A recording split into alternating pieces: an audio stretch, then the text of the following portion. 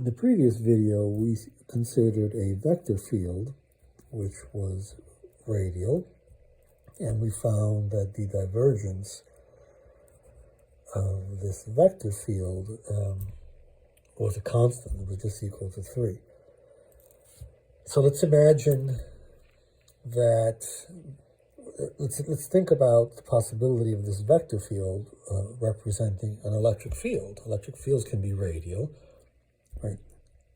This would be the differential form of Gauss's law, and it would say that the divergence of the electric field is a constant. It's equal to 3. But that's proportional to the charge density. So what this is saying is that the charge density everywhere is constant, and that's not a physically realizable configuration.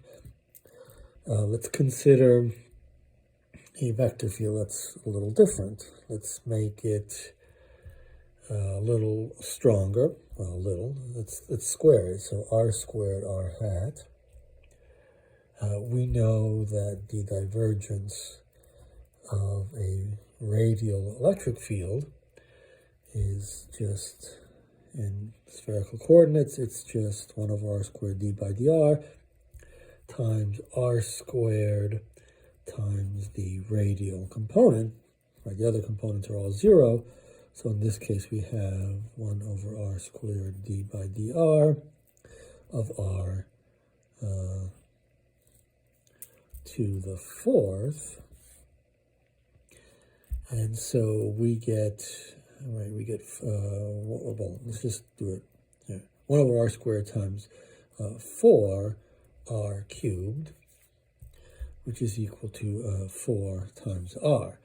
And so this, the divergence of this vector field increases.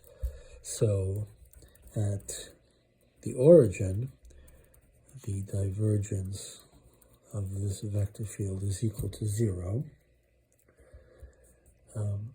At some finite value, say capital R, for the radial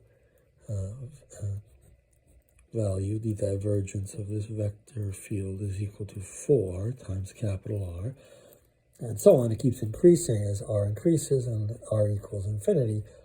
The divergence of this vector field is infinite. So if we think of this vector field capturing or being a description of an electric field, this is obviously impossible because we have an infinite density of charge at an infinite distance away. So both this vector field and the radial vector field cannot physically be electric fields.